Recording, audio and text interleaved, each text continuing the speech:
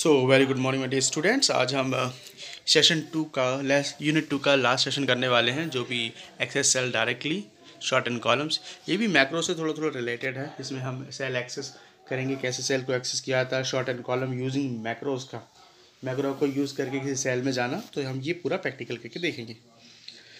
तो अगर आपको देखना है कि ये हमारा टॉपिक, मैं आपको दिखा देता हूँ कि बुक्स में कहाँ पे है। So here is the topic. This is the topic in our book, access cell directly. Okay, access cell directly, short and column macros, ये हमारा last topic है. So let's move on to the practical.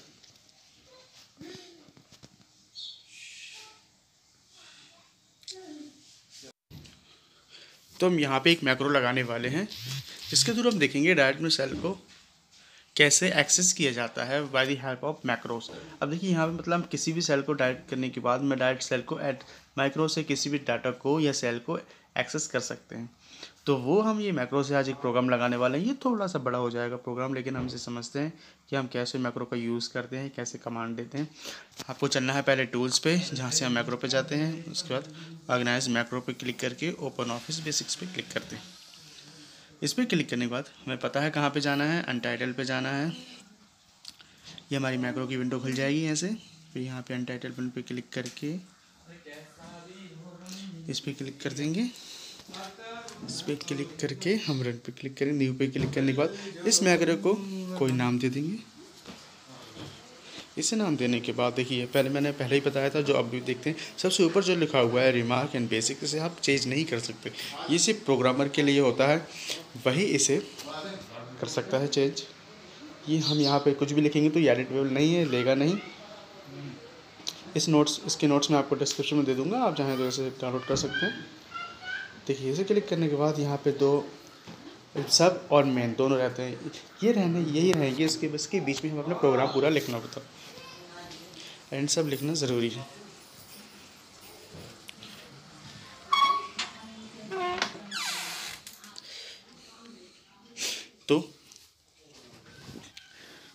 तो मैं यहाँ पे एक अपना, जैसे हमने देखा था कि हम एक प्रोग्राम लिखते हैं तो पहले प्रोग्राम को नाम देना पड़ता है हमें। तो उस प्रोग्राम को नाम कैसे देते हैं, देखिए आपको याद रखना है कि दोनों वर्ड मेन सब्जेक्ट, मेन और एंड सब्जेक्ट, ये लिखना बहुत ज़रूरी है। ये हमारे के बीच में हमारा प्रोग्राम पूरा लिखा जाता है। देखिए, मैंने एक प्रोग्राम लिख दिया है। ये मैंने कॉपी पेस्ट किया है एक्चुअली, क्योंकि ये अगर ये टाइप करेंगे तो काफ़ी लेंथी हो जाएगा। मैं इसे समझा देता हूँ फिलहाल आपको।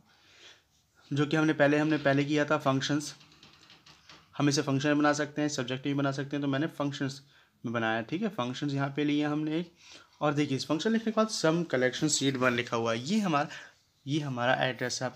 सम इसका एड्रेस या उसका फार्मूला का नेम कुछ भी दे सकते हैं आप। इसे फार्मूला ही बोल सकते हैं, इसे प्रोग्राम ही बोल सकते हैं। तो इसका नाम आप कुछ भी दे सकते हैं। मैंने इसका सम सेल एश ऑल सीट्स लिखा हुआ है, तो इसका आप नाम कुछ भी लिख सकते हैं। सम डिवाइडेड, नाम लिखने से फ़र्क नहीं पड़ेगा। It doesn't matter what the name you have given to the formulas, it only the matters then what the command you have given to the program.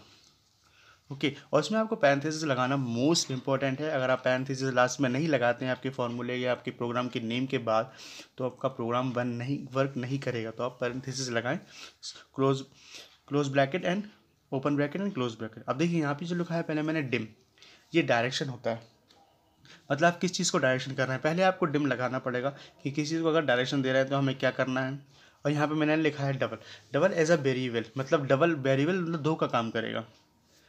The सम, देखिए पहले मैंने डिम लगा, डायरेक्शन द सम किया एज डबल। इसके बाद जो हमने दूसरा प्रोग्राम लिखा है डिम एज इंटीजर, मतलब दूसरी जो वैल्यू लिखेगी as a integer, as a numbers, उस वैल्यू को उसे डिफाइन करेगा हमारा प्रोग्राम।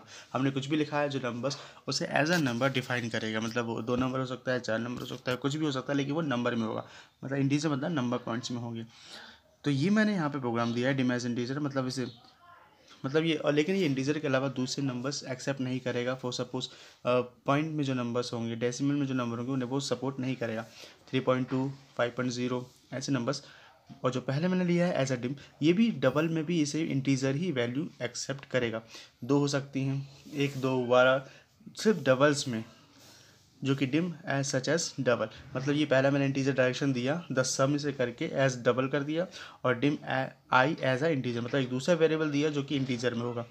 अब ये जो हम काम कर रहे हैं पूरी शीट पे काम कर रहे हैं, डिम ऑल शीट्स पे में से एक वेरिएबल्स और दिया है जिसे ऑल शीट पे हम वैल्यू को टाइप करेंगे, इसलिए डिम एज ऑल शीट्स। तो आपको सिर्फ फॉलो करना है, तो डोंट टेक ज़्यादा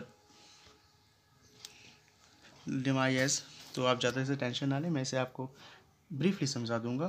फिलहाल तो ये थोड़ा कॉम्प्लिकेटेड लगेगा, जिसमें आपको डबल में ज़्यादा थोड़ा समझ में आ रहा होगा, कि इतना समझ में तो आ रहा होगा डिम एज इंटीजर, क्योंकि हमने एक इंटीजर वैल्यू ली है, इसे वेरिएबल दिया है कि मतलब जो भी है वो नंबर्स में होगा।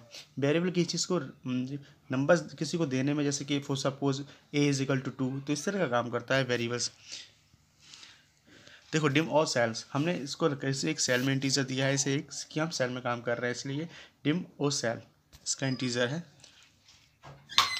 इसमें हमने 4 कंडीशंस दी हैं। तो यहाँ पे जो नंबर्स देने के बाद यहाँ पे भी फंक्शन जो नीचे हमें आ रहा है काफ़ी इंपॉर्टेंट है, इस पर हम टाइप करके वैल्यूज़ को एंटर करेंगे। देखिए यहाँ पे जो मैंने सबसे पहले all components dot gate sheet पे दिया है, इसे हम एक दूसरा वेरिएबल लगाया हुआ है for I is equal to 0। देखिए हमारी शीट जो है 0 से स्टार्ट होती है, इसलिए 0 दिया हुआ है, इसलिए all sheet dot gate count, क्योंकि ये काउंट करेगा, काउंट करने के बाद -1 कर देगा, क्योंकि हमारे 0 से स्टार्ट होती है, लेकिन हमारा लिखा था शीट 1, तो 0 से स्टार्ट करने के बाद -1 करने के बाद शीट 1 से स्टार्ट होगा। O sheet all sheet dot get by index, अब जो भी हम इनपुट कर रहे हैं वो डाटा लेगा। यहाँ पे स्लैब से आखिरी में एंड फंक्शन करना है। चलिए इसे देख लेते हैं अब एक बार प्रैक्टिकल में ये कैसे वर्क करेगा। So let's start the practical. मैंने एक फार्मूला बनाया है, प्रोग्राम बनाया है, जिसमें मैंने एक शीट पे 2 शीट पे कोई वैल्यू हम लिखेंगे, और वो थर्ड शीट पे फार्मूला लगाने के बाद वो वैल्यू ऑटोमेटिकली सम हो जाएगी, 2 वैल्यू को सम कर देगा। अब इसे 2 वैल्यू की लगाया हुआ है, जैसे कि मुझे ये मैंने बताया आपको ए और जे 0 हमारा कॉलम 1 है, हमने यहाँ पे आई इज इक्वल टू 0 - 1 लिया था, मतलब हमें 0 - 1 हमें हम कॉलम ए पे कुछ नहीं लिख सकते, हमें बी पे लिखना होगा, और इसका जो सम है हमारा सी पे आएगा। जैसे मैंने बताया था आपको 01 ए कॉलम 1 और रो इज इक्वल टू 2, ये हमारे ए कॉलम बन जाता है, इसका एड्रेस होता है A2। तो हम यहाँ पे कोई वैल्यू देंगे, हमें कॉलम बी पे स्टार्ट करना है, 0 से स्टार्ट नहीं करना, मतलब कॉलम ए से हमें वैल्यू लेना स्टार्ट नहीं करना है, हम स्टार्ट करेंगे हमारी वैल्यू कॉलम बी से। अब चलिए शीट 2 पे भी कोई वैल्यू लिख लेते हैं, ये भी वैल्यू हमें यहाँ पे इसी कॉलम पे देनी होगी, क्योंकि हमने सिर्फ एक कॉलम के लिए अभी प्रोग्राम बनाया है।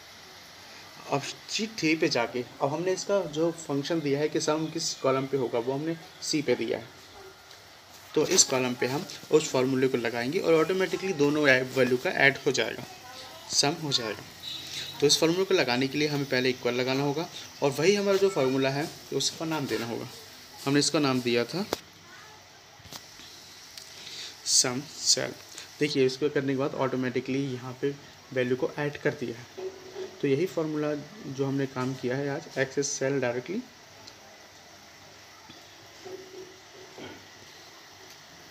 लेकिन आप किसी और वैल्यू को, जैसे कि हम यहाँ पे कॉलम पे 3 देते हैं, किसी और कॉलम पे आप वैल्यू देके वहाँ पे ऐड नहीं कर सकते, आपको कॉलम बी पे ही वैल्यू ऐड देनी पड़ेगी, क्योंकि हम यहाँ पे मेंशन किया है उस फार्मूले पे कि जो वेरिएबल हमने वेरिएबल दिए हैं ए और बी के दिए हैं, तो कॉलम बी में इनको वेरिएबल वो समझ रहा है कि दिस इज़ द नंबर। जैसे कि मैंने देख के देखा है, तो मैं यहाँ पे सम करके देखता हूँ क्या सम लेता है।